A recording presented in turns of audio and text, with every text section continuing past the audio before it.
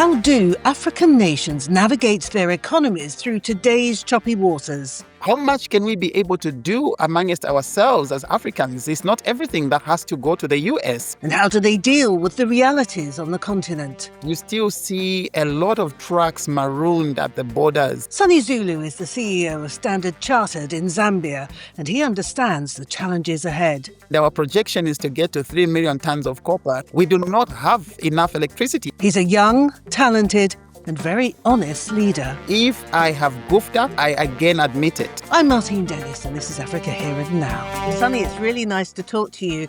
And I know that calling you young, it's a relative thing, isn't it? When the median age in Africa is something like 19. But to me, you're young. You're under 50, if you don't mind my divulging that. Perfectly fine. Perfectly fine. And look, I don't hide my age at all, Martine. Because one of the things I say is, when you die, they're going to reveal your age anyway. It's going to be written somewhere. Fair enough. But you are young to have reached this level in banking. What's been your secret? I was privileged, to be honest, that I managed to get into senior management position when I was still very, very new in the bank. And this was I was still like a management trainee. And I was privileged to work on an assignment that I did very, very well. And apparently the management team at that time, they started discussing me in their exco meetings. And as I was meeting them one by one, everyone was like, do you want to come into my department? Do you want to come and work with me? So, and that accelerated my growth. And I joined the senior management team within my first 18 months of joining the bank. That really is a very quick rise, isn't it? Take us back a little bit further though, Sonny. What's your background? Were you always destined to be a banker? No. So when I was much younger, I had an uncle that was a vet doctor, and wanted to become a vet doctor. So when I went to the university, I went into natural sciences, and the idea was after my first year, then I would apply to the School of Medicine. But when I got to university, I found that all my friends wanted to do, engineering. They wanted to become medical doctors. And some of them were actually laughing at me to say, you really want to become a vet doctor? But I was young, I was really, really much young. So then I changed my mind. I said, I want to become a medical doctor. But then I didn't make it into med school, but I chose as a second option was a metallurgical engineer. And I got into the School of Mines. And that is how I became a metallurgical engineer. Oh, so you started off your working life in the mines, which of course Zambia is famous for. Absolutely. So I worked at Konkola Copper Mines, KCM, here in Zambia, and that was mostly during my vocational training. But when I finally got my degree, I didn't really work in the mines. I worked in an NGO that was, in food relief. I only worked there for about a year. And then the bank called me because I had applied for the management training program when I was still at university. So I had to stop that work and then came and joined the bank. Oh, I see. So you were a management trainee. So you've been through the whole process. Absolutely. And I did the rotations in all the departments. And that experience, I would actually recommend it for any institution. Very, very highly recommended. It helped me. I was molded, I was trained, and it gave me an opportunity to be exposed to the senior management in the different departments, and also to be able to demonstrate my skills. All right. So fundamentally, you've got great institutional knowledge, which you highly recommend, clearly. But what would you say are your key skills? So the first one for me, it is really, leadership, people, and management. And the two, leadership and management, they go together because we have some great leaders who are very poor managers. At the same time, we have got some great managers who are very poor leaders. And having just one of those is actually a disaster. For me, being able to bring both these skills together, I have found that it has really, really helped me. Having a way with people, but at the same time, being disciplined, being structured, having organizational planning skills, strategy, execution, that brought together with good leadership, I have found that it has really helped me.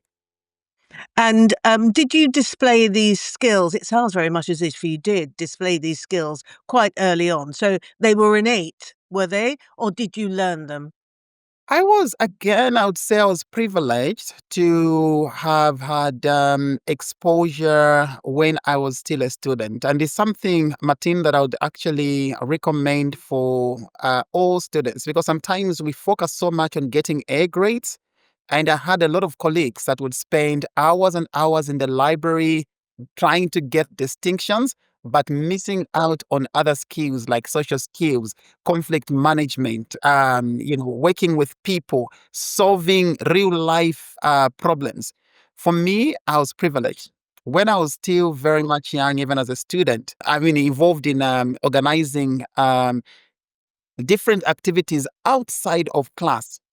And that leadership exposure helped me. By the time I was coming into the working life, I had already learned how to deal with people issues.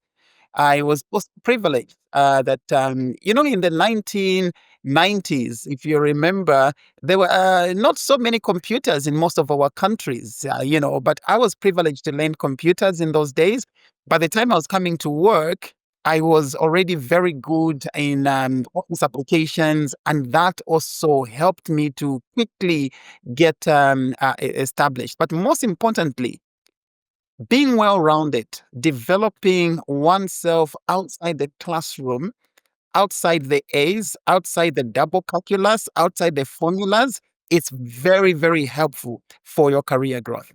And it sounds very much as though you place a real premium on relationships, professional relationships as well as personal ones. Absolutely, absolutely. In most of my talks, because I give out a lot of talks to different professionals, one of the key messages that I always share is around relationship management.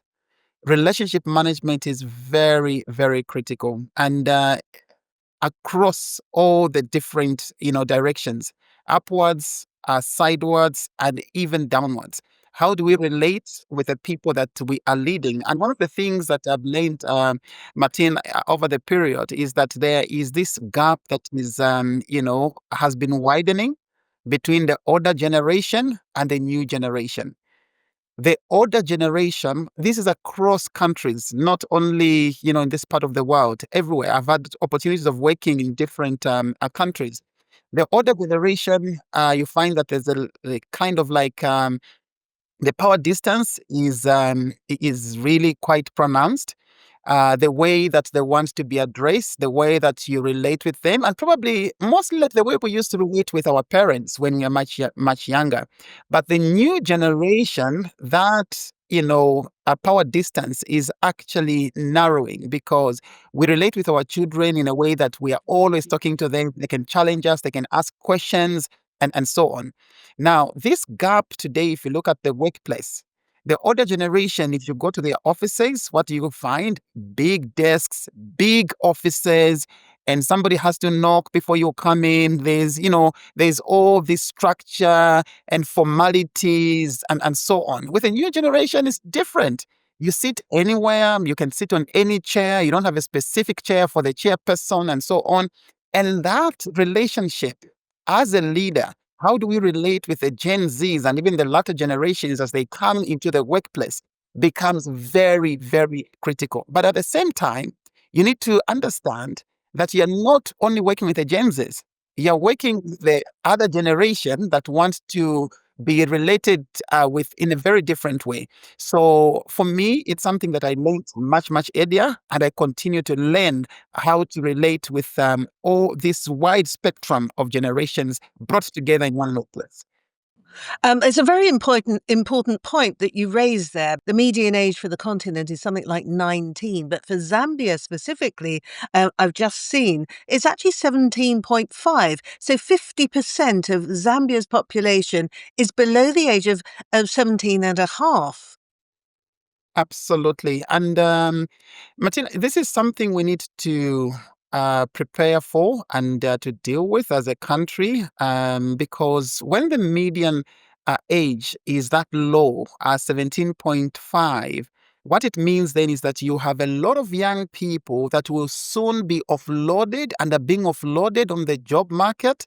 And there are no jobs. There'll be very few. The ideal median age would be somewhere around 29 or 30.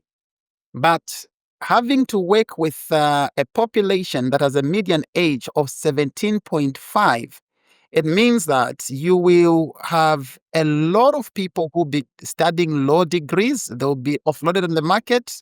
What do they do? There will be a lot of teachers offloaded on the market. What do they do?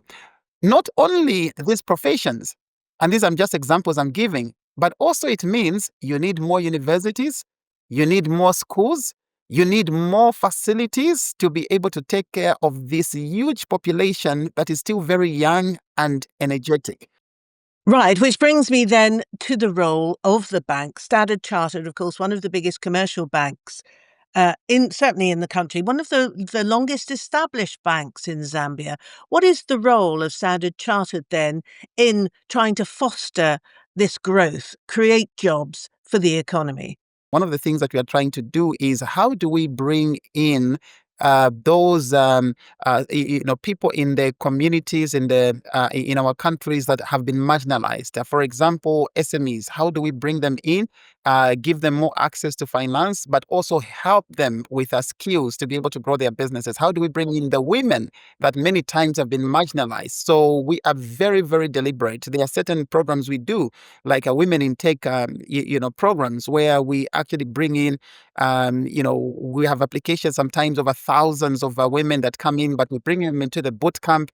We train them. We have partnered. We have invested, in getting them to be trained, to bring in, to introduce technology in their businesses. And we have seen great stories out of those things. We are also very focused on youth employability and youth employment. And this is something that we have been doing over the years. We have done so many different programs. One of them that we're just running not too long ago, it's called Africa Must Think, where we bring in a lot of young people, over 30,000 of them, but we take them through a lot of training, financial insights. How do you run the business? And the more people get trained, the more people get the knowledge, even when they have access to finance, will know how to use that. One of the challenges, Martin, that we've had is we've had a lot of programs to support the youth, give them money to go and run businesses, and many times those businesses have not been successful.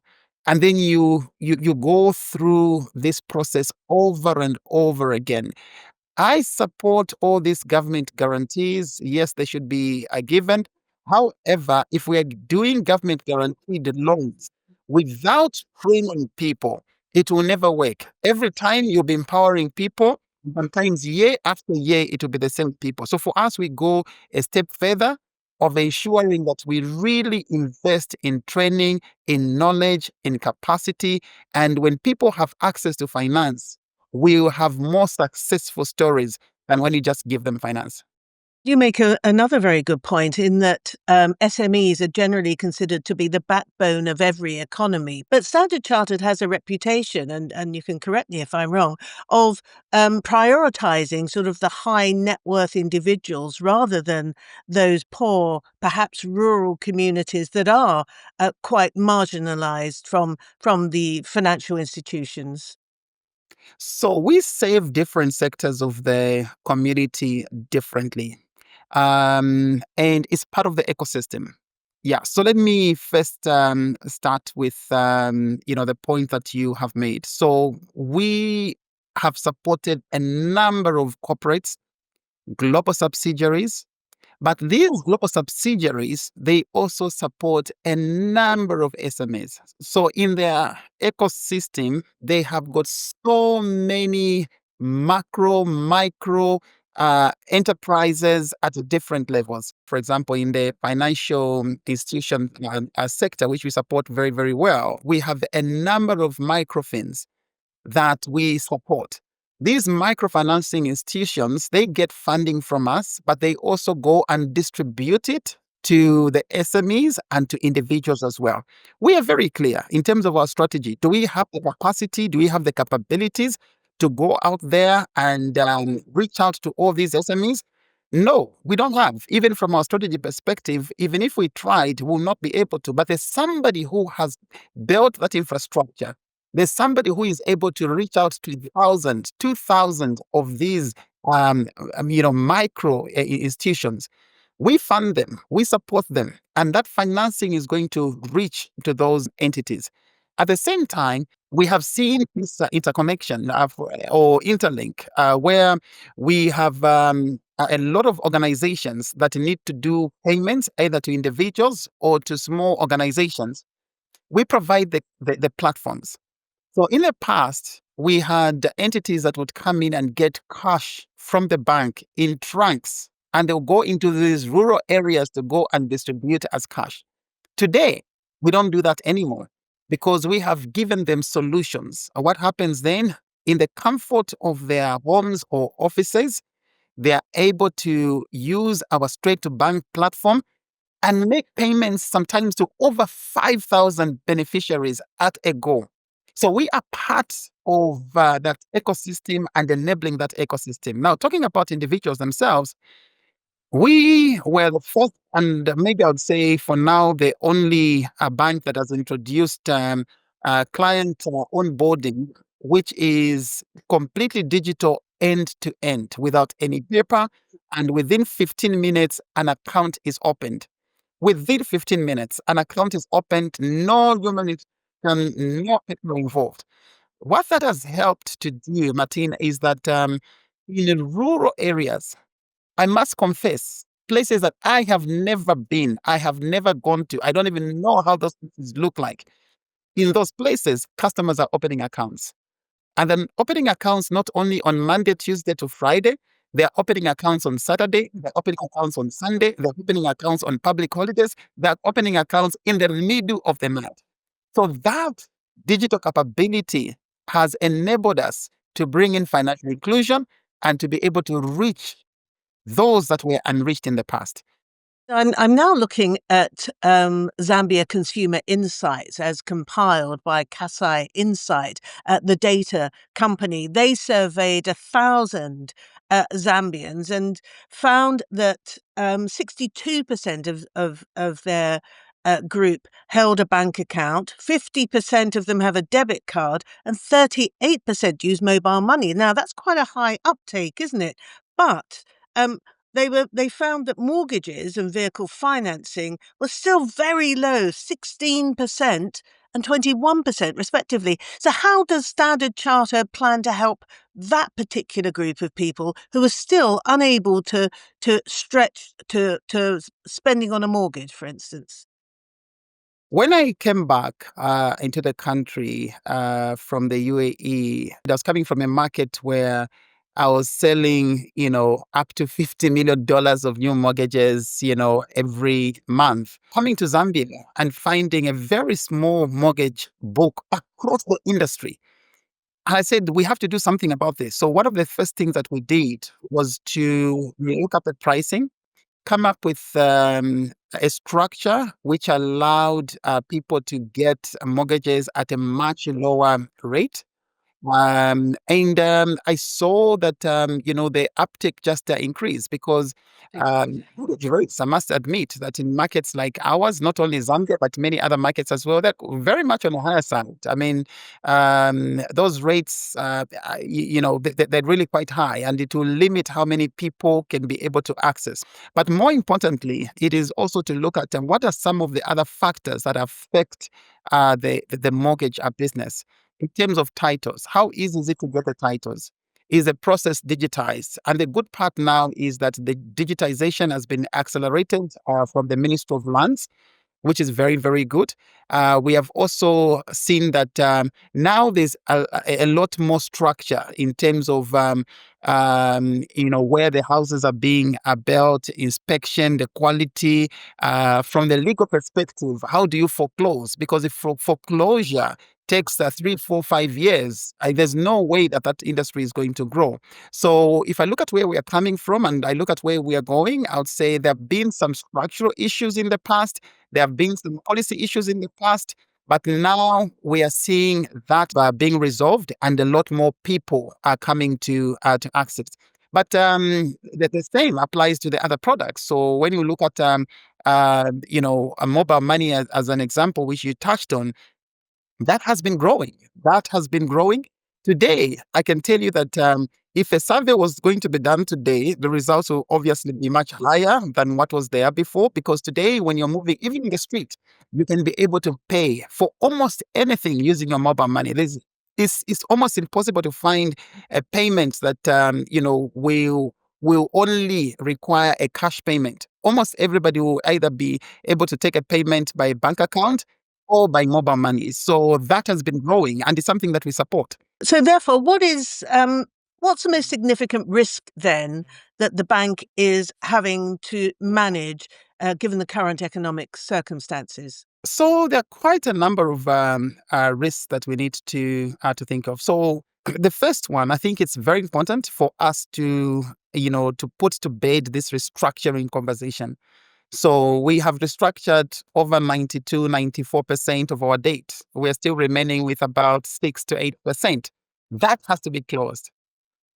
In as much has been done, but the fact that we have not yet fully restructured when it comes to even the rating agencies, it's very difficult to upgrade the country that is technically still in default. So that is something that we need to prioritize and we need to be able to close. When you look at the growth, there's a lot of focus in mining sector, and mining itself requires a lot of energy. So today, this year, we're projecting to do about 1 million tons of copper. And 1 million tons of copper, the mines, they're taking up almost 52% of all the energy that is being generated and imported in the country. And how much of that do we have today? Generation capacity is about 3,700 megawatts, but we are not yet there. If I look at what we are producing and what we're importing, give or take, we are somewhere around 2,600, 2,700 megawatts. Now, if 52% of that is being consumed by the mines to produce 1 million tons of copper, and our projection is to get to 3 million tons of copper, we do not have enough electricity at the moment to be able to to drive the mines. So that's a risk that we need to focus on. And we need to really accelerate our investments in this sector. And I know there's a lot that is happening, but it has to be accelerated. The other risk that is still in the horizon that we, for now, they look like we have done so well is when it comes to food and agriculture. We recently had a very severe drought. There's no guarantee that there's not going to be another drought. There might be another drought in the next 4 or 5 years or whatever period that might be. The question is, how do we prepare ourselves for the next drought so that whenever it will happen, climate change is real. Whenever it happens, we are ready, and we should be able to handle that. And then the last one that I'd want to highlight is what I'd mentioned earlier. We have got a young population, energetic population. They are coming into the industry. We need to have more opportunities. We need to accelerate growth. We need to make it much easier to establish companies, to be able to, for startups to be able to grow very quickly, because depending on employment only is not going to work. There is the informal sector that we need to deliberately invest and support and to grow. Looking slightly wider, what's your assessment then of the impact of the tariffs that are being imposed by the White House? What sort of impact is it having upon African economies generally, but Zambia in particular? So when you look at the tariffs, for most of the countries in Africa, it will impact us very, very differently, very, very differently. Yeah. So we've got the best, which is, the best has always been, the 10%, and now, some 30, 15, and so on. So I'll give Zambia as an example. So Zambia at the moment is at 15%. Okay. Now, there are some, exports, imports for the US that have actually been excluded. For example, like copper, which is, Zambia's major Yeah. export. Yeah. So copper contributes about 70% to all Zambia's exports. Now, it has been exempted. So if you look at that, we are actually in a, in a better space. And when you look at exports to the US for Zambia. Exports to US, they're just around, if you look at everything else put together, just about 1%. Because how much do we export to the US as Zambia? It's about 168 million. And from all our exports, which is about 11.5 billion. So when you really think about it in that context, the impact should be quite minimal. However, it's important to note that in that, 1% that we are exporting to the US, 90% of that is copper. So the only impact for a country like Zambia would be the 10%. But when we're looking at the impact of tariffs, it's not only to look at the impact today, it's also to look at the impact in terms of the potential, because in the remaining 10%, what we have there, we have agricultural products, we have got textiles industry. And in that industry, there's so much potential. And because there's so much potential, then you cannot be able to grow. We export honey, to the US from this end, but it means that then with the tariffs, you cannot be able to to grow that. But at the same time, it's also important for us to be able to look at what other opportunities are there outside of what has been impacted by the tariffs. And for most of the African markets or countries, it is now to look at the African, continental free trade agreements that we have here. How much can we be able to do amongst ourselves as Africans? It's not everything that has to go to the US. There's still a lot of trade that we can do amongst ourselves, whether it is in agriculture. A lot. I mean, Zambia here, if Zambia produces so much of corn or maize, the market is ready. The market is ready within the African continent. Indeed, it's often pointed out that this is one of the major failings, if you like, and that is the absence of a more significant volume of trade being done intra-Africa, and the African Continental Free Trade Agreement is supposed to rectify that. Are you seeing any signs that this is actually likely to come into force more quickly now as a consequence of what's coming out of the White House? Absolutely. So, to be honest, I would say efforts were being made even before the conversations on the tariffs. And what this has done is just to accelerate those efforts. There are still some things that we need to, to solve, and most of those are logistical issues. We need to still, clean up the challenges we have at our borders. In terms, the agreement is only as good as it can be executed. But if you have these agreements and you still have challenges, there's been a lot of work that has been done, with one-stop border post, with a no-stop border, post, and all of that is very, very helpful. But on the ground, in reality, when you actually get on the ground, you still see a lot of trucks marooned at the borders, and it's signifying that there are challenges, with that whole process and logistics. Getting things even just from the one country into another. If I look at Africa just as a continent in itself, there are times when it's much easier to get stuff from outside of Africa than to get stuff from within Africa. There are times even just travel, Martin, is something we need to solve. It's a challenge. We must be real. We must acknowledge it. There are times when I am going to one of the African countries, I first have to fly to Dubai, then come back to African country. You understand? Yeah, it's a common complaint. I'd like to ask you, what is perhaps your biggest mistake? Look, I have had so many, so many. And I've learned from them. The one thing that I really truly appreciate, especially in my last few years of working with Standard Chartered, is the bank has helped me to become comfortable with not knowing. So even when I'm with my team, I actually tell them if I don't know something, I say I don't know, and I'm comfortable. I'm very secure, so I'm not afraid to say I don't know. And if I have goofed up, I again admit it. I say, look, I made a mistake. Out of the many examples, one I can give that really shaped my leadership at a very young age was the time when I was still acting as the head of corporate affairs in my first 2 years of joining the bank. So my CEO came to me and said, Sonny, I have committed to sponsor water for the marathon that will be happening over the weekend. He came to me on a Wednesday. Please, could you organize the water?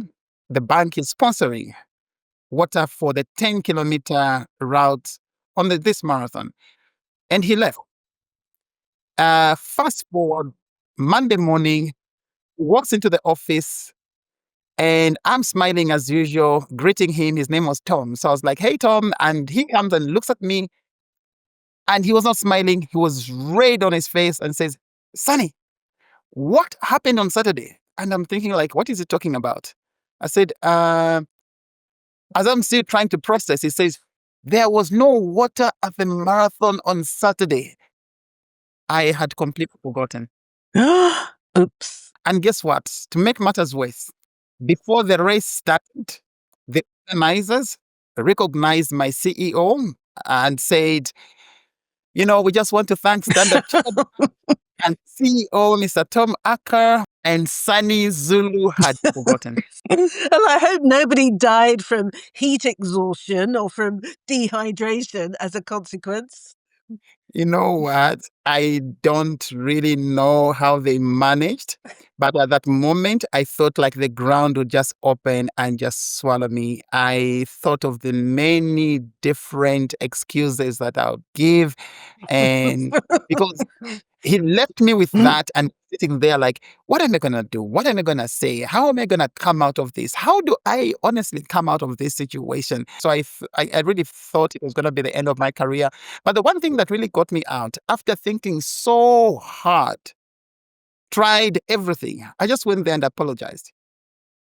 I just owned up and apologized. And I just confessed. I said, I'm so sorry. I simply forgot. I can't even, I don't have an excuse.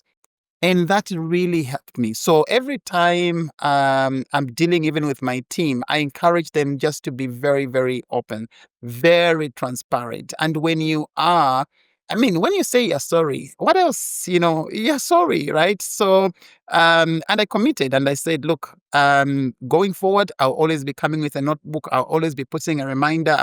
And that shaped me, that changed me. It has never happened again. Well, I'm glad to hear it. Sonny Zulu, thank you so much. It's been such a pleasure chatting with you. We recorded that chat on September the 22nd. Don't forget to like, subscribe and share.